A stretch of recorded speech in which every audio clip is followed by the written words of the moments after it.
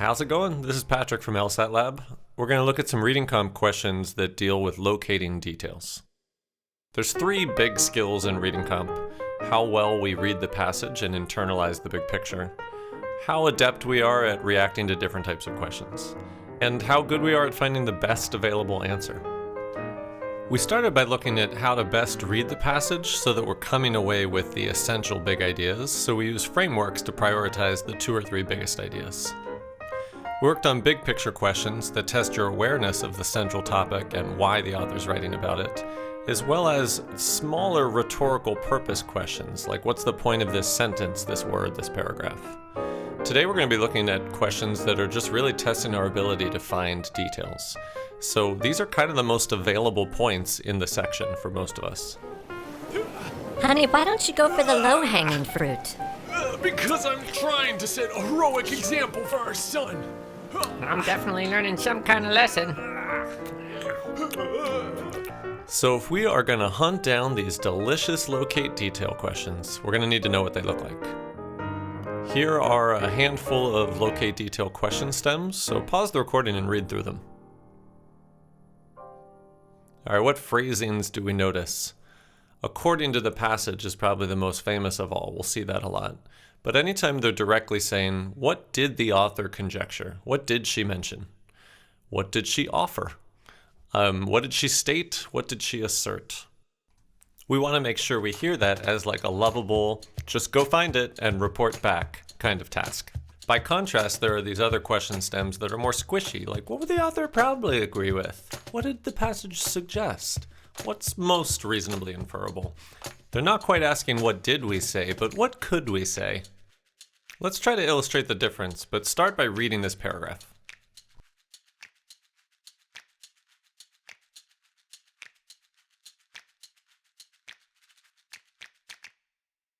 Alright, so let's try one of each. A locate detail question might say, according to the passage, what was a consequence of the panda falling asleep? We would find the line with panda falling asleep. But if we're savvy, we look for a consequence, which is actually the following sentence. Due to this, Frida stopped taking pictures and left. That's my detail. So we're just comparing our answer choices to that. It's not about the panda's digestion. That caused it to fall asleep. Frida decided to leave the zoo? I just know she left the panda cage. I don't know if she left the zoo. Oh boy. So during lunch, she was taking photos, and she did cease taking photos. I guess that's correct. The test writer needs to make the correct answer unappealing, and they have to make the trap answers appealing. So with A, they used nearby wording. The clue words about falling asleep bring us to that sentence where we see digest. For B, they took the actual correct answer, but they just went too far. We don't know if she left the zoo. An answer might be perfect except for one word that's too strong. It might start off exactly like what we were listening for, but then it ends wrong. We gotta read like a contract lawyer and sign off on every word, because one word could be the deal breaker. One of the biggest sources of improvement in reading comp is just getting used to how the test writer will use a trick to make you like a trap answer. Conversely, it's how they will disguise correct answers. They'll take a simple idea, run it through the complicator, and get some ridiculous thing that means the same thing. It's a little game we like to call answer versus passage. The passage tells it like it is, while the answer says it really weird. The passage says, she stopped taking pictures. The answer says, the cessation of an activity. Passage says, she was taking pictures of a panda. And the answer says, an activity that accompanied lunch. To disguise the correct answer, they gotta take a word like stopped, bust out the thesaurus, and find a synonym like ceased. And they have to, instead of saying taking pictures, find some abstract or sort of code switching way to refer to it. Since the test writer wants to disguise it so badly, it really pays to be stubborn. If I'm determined to find an answer that says she stopped taking pictures, then I'll work to understand cessation of a lunch activity. Sheldon, will you marry me?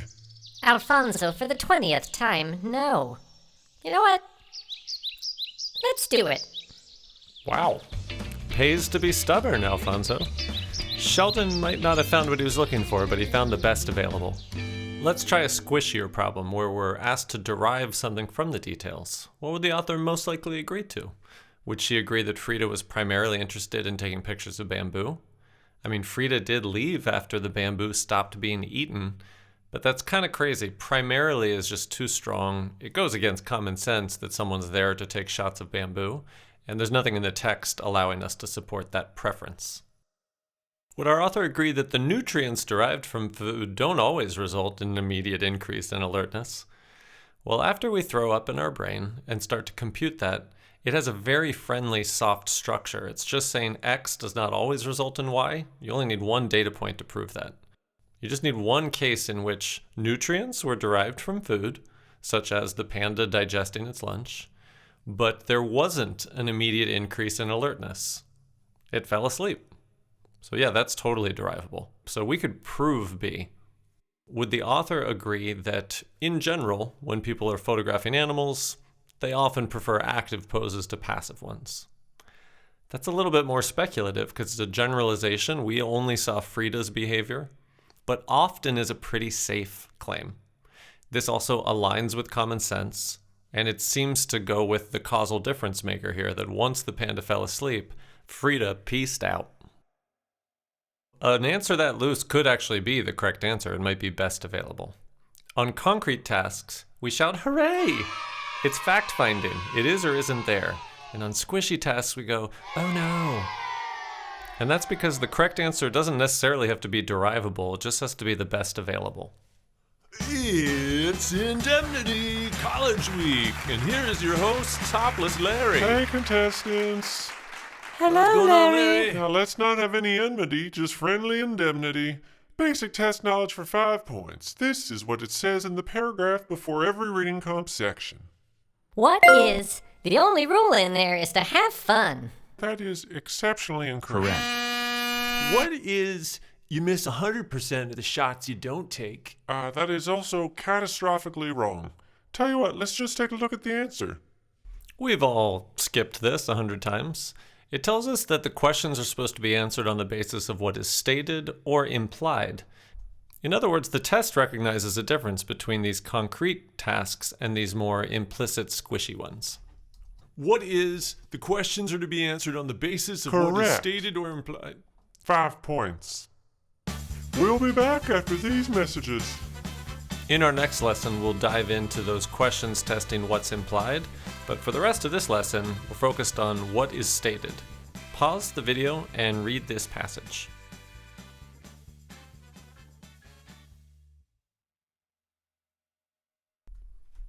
All right, welcome back. Let's head on over to the questions. We're going to show you a couple question stems for locate detail questions. Try to decide which one you think is easier.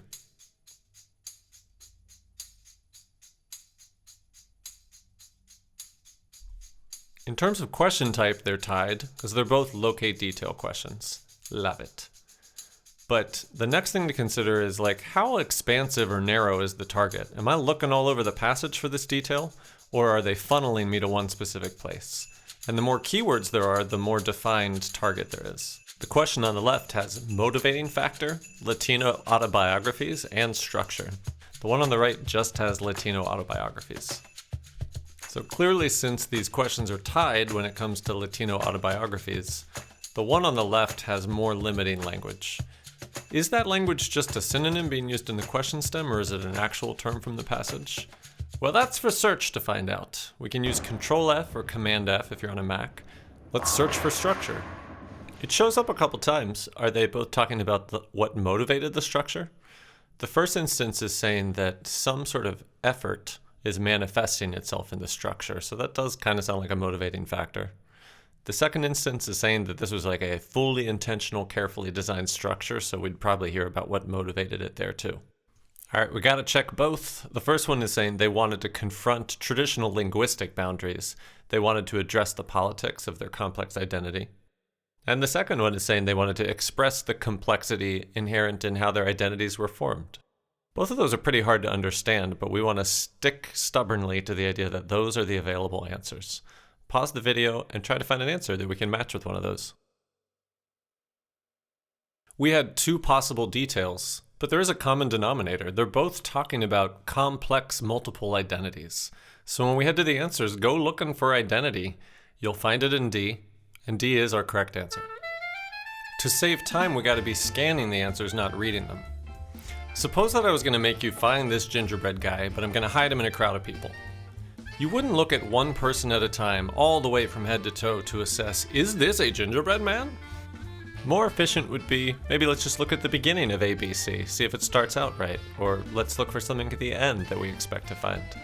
We want to try to scan the whole set of answers because our brain will lock in and go, wait a sec, there's my stupid gingerbread man. We've got two visual systems. One of them allows us to have very acute focus, like looking through a soda straw. High attention to detail, but a lot of slow, deliberate, effortful processing. And the other one is like a peripheral visual system that's watching out for tigers creeping up on us from the side. It's happening in the background and it makes quick, automatic decisions to drive your attention towards something. Let's practice using that peripheral vision system. We're gonna show you a room full of people and you gotta scan for the gingerbread man. How fast can we find him? There's little dummy. Where is he? Oh, there's our failure. All right, last one. Where is he? Scan. Oh, there he is. Drinking alone. Yeah, Maritza. Aren't we finding it easy to find him because he's a gingerbread man? Oh, that's a great question. So this time, instead of scanning for a gingerbread man, we'll scan for a normal human named Maritza. Use your peripheral vision. Where is she? Got her. Still pretty easy, right? We're just being silly. We know it's not that easy, but it is doable. When you have a specific target, like, okay, complex identities, don't start looking at A through a soda straw and read every word. One of the dangers is you'll put some of their ideas in your head and it'll block out the thing you were looking for. Make your brain say identity, identity, scan through the middle, and your brain will usually zoom in on that word. Then you can confirm whether the rest of the answer works. Let's look at the wrong answers. A was saying that what motivated the structure was the importance of chronological ordering, but one of the works purposefully doesn't use chronological ordering, so that's more or less contradicted. B says that the motivation was their stated intention of avoiding certain non-narrative genres. When narrative shows up, it's saying that they'll put narrative next to non-narrative stuff like poetry. So it doesn't seem like they're avoiding it, and there's certainly no stated intention. C said that the authors prefer to avoid overt politics, but that's contradicted. They each address the politics. And the last answer was saying, these authors think that poetry shouldn't be narrative. Again, we have two references to narrative and poetry, and all they say is they had narratives and they had poetry in their book. So there's no way to derive this whole should not be a narrative medium. When we play defense and we have to figure out why 4 wrong answers are wrong, it's kind of exhausting. So let's remind ourselves of the offensive path there. We Control F or we scan for structure, shows up a couple places, so we look to see whether those places relate to motivation. The first thing is saying well, they were trying to do something and their effort manifested in structure. And the second one is saying they're trying to express. So both of them seem contenders, although for the second one, we need to recognize that multi-generic forms is a callback to a mixed genre structure. All right, so they're either trying to address the politics of multiple identities, or they're trying to express the complexities inherent in forming their identities. Those two snippets we would call our support window. Those are the eligible details. And when we look at the correct answer, sure enough, it actually aligns really closely with the second one. A lot of wrong answers aren't anywhere near the support window. Chronological is many sentences away. This talk about narrative, non-narrative, that's nowhere near our green sentences. Now, politics was in one of them. It was contradicting our support window. And then again, poetry is sentences away from where we think we should be looking. 3 of them were outside of the support window and 1 of them contradicted it. Let's revisit our question. Which of these looks easier and why? The one on the left looks more appealing because there are more keywords. We want to start thinking about question stems as having a pretty defined target, or maybe like a semi-defined target. It could be a number of places, and then some of them, an undefined target. Let's get real meta here and define what we mean by defined. We call something defined target if there's only one detail or sentence being tested, or maybe two but next to each other. A semi-defined target is like an entire paragraph, which is common on accept questions, or just like 3 or more potential details. And an undefined target gives you no keywords, or that keyword shows up everywhere. When we look at this other question stem, the only keywords we have to go off of are Latina autobiographies. Alright, Control F, show me Latina! Don't ever yell that in a library. Latina only shows up once. Okay, let's go ahead and pause and read. What does this tell us about Latino autobiographies? I mean, not that much. It just tells us that these 3 came into prominence in the late 80s, but it doesn't seem like a correct answer would be based off that. The second paragraph is also talking about all 3 of them, and then the third paragraph specifically talks about some of them. This whole passage is about Latina autobiographies. Alright, so let's head to the answers, but let's scan it first. If we notice that they're all starting with a universal, then this has to come from a spot in the passage where they were generalizing about all of them. Which means goodbye paragraph 3. That's where they sliced and diced them. I want to hear generalizations. What's true about all 3 of them? We know all 3 of them came into prominence in the late 80s. The second paragraph is saying they're all innovative, they all confront linguistic boundaries, they address politics, yada yada. There's a bunch of stuff at the end as well. So this is a semi-defined target. We're going to give you that whole big region of text. Pause the video, try the question. Welcome back. Our correct answer is A. And the language doesn't match any sentence very well, which is surprising for locate detail. But we are told that these works have sketches, short stories, poems, journal entries. A lot of those do not belong to autobiography poems, and they even remind you at the end of the passage, these writers were not conforming to the normal parameters of this genre. So we can support A by synthesizing some claims. Let's look at the wrong ones. When it comes to B, we did talk about journals in the second paragraph, but it doesn't say anything around there as to whether they're previously unpublished or whether they're private, so we can't support that part. C is saying that each book had an analysis of its cultural background. They did talk about them caring about their cultural identity, but it sounded like it was being expressed or manifested in the structure, not like there was an explicit analysis of their culture. D is saying that each of these was produced by more than one author. That probably rings a little bit true because in the third paragraph, we learned that Getting Home Alive has more than one author, a mom and her daughter. But was that all of them? No, this one departed further. It was different. So we can't generalize and say all 3 of them had multiple authors. E is saying that they each explained the methodology they would be using, but the passage doesn't say anything like that. It gives off a vibe of authors who are just experimenting and doing whatever feels natural.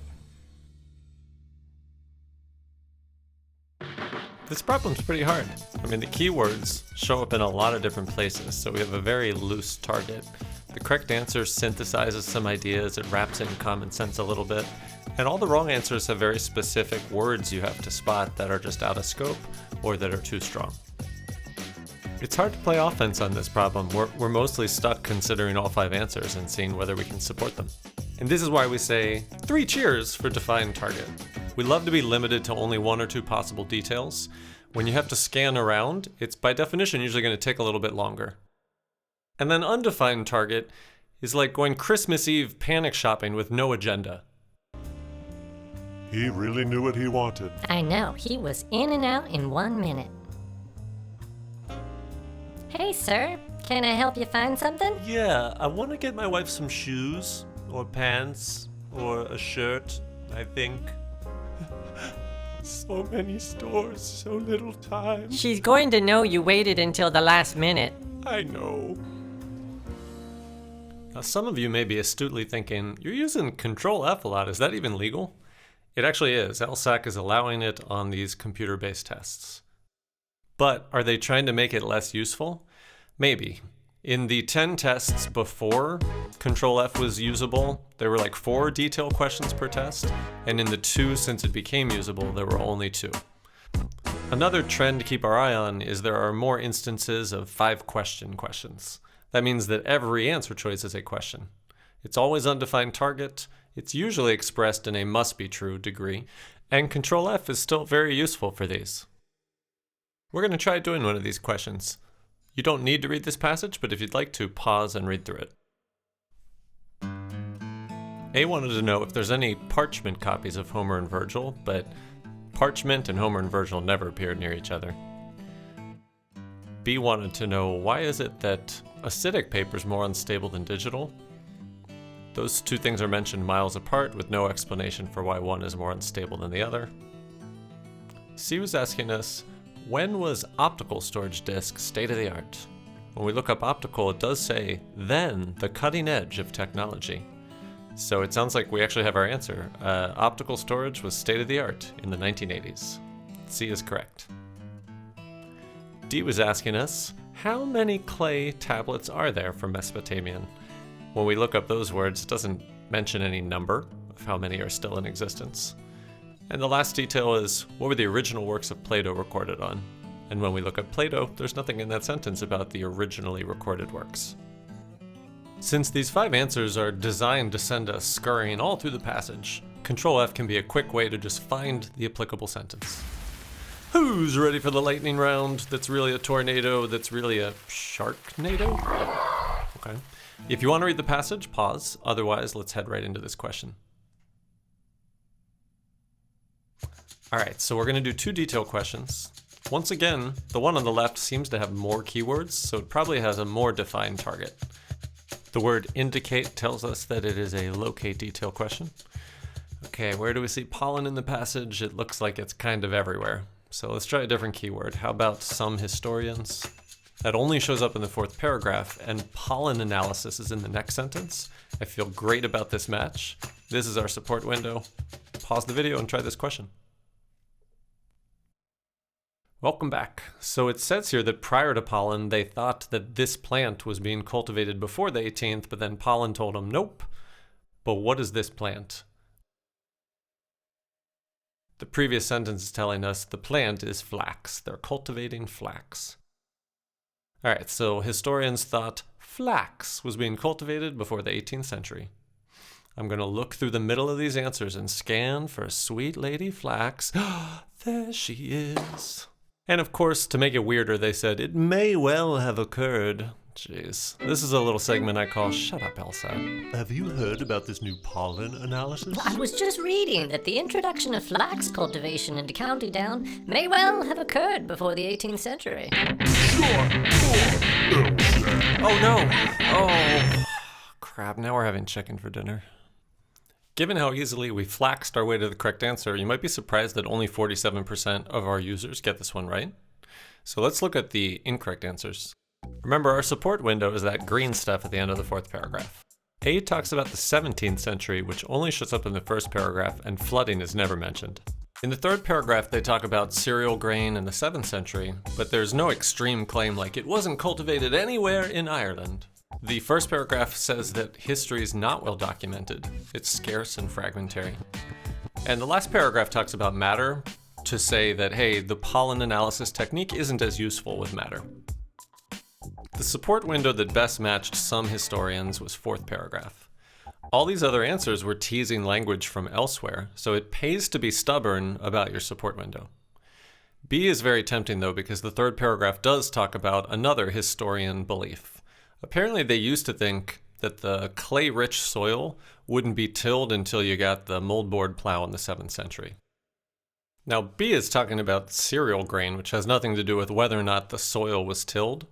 But the reason it's tempting is because when we figured out, oh my god, there's been cereal grain since 400, that means they've been tilling since 400, prior to the 7th century, unlike we previously thought.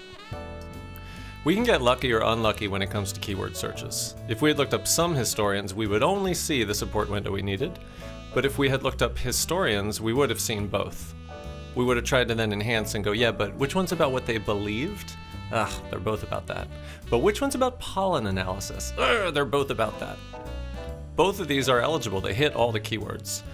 We'd look for either the clay-rich soil wasn't tilled before the 7th, or flax was cultivated before the 18th. That's the feeling of a semi-defined target. And speaking of which, let's try this last problem.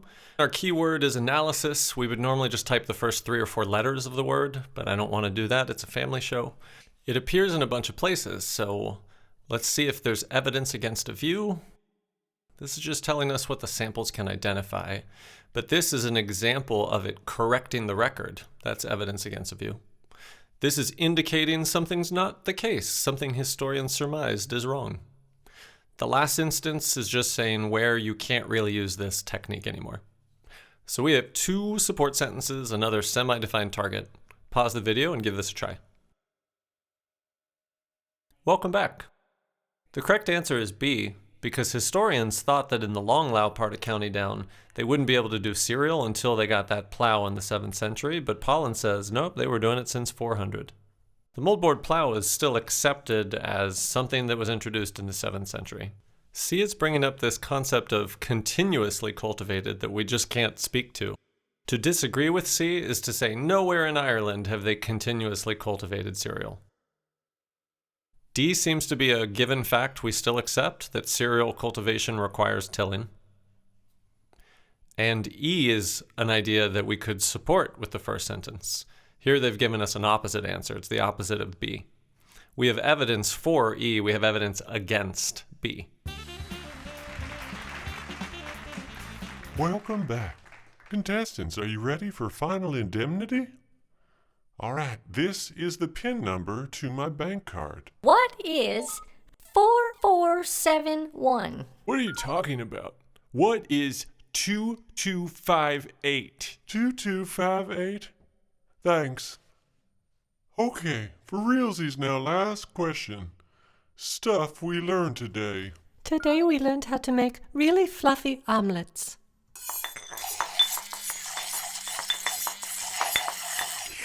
That's correct, but you didn't ask it in the form of a question. I'll take it from here, Larry. The test is telling you that sometimes we're testing you on what's stated, sometimes what's implied. So we want to differentiate between concrete findable answers and squishy derivable ones. Today we were looking at locate detail and 5 questions, which are like literal fact-finding missions. And in the next lesson we'll be dealing more with inference and opinion, and there our standard of what a correct answer has to be is a sliding scale of best available. Control or Command F is a really important legal tool that we want to use, especially on these detail questions. Define target is the ideal. If there's a lot of keywords, then it's worth going back to the passage, find the support window, and scan actively for the answer. Be stubborn. Even if they present that idea in really weird shut up LSAT language, you know that the answer has to be that detail.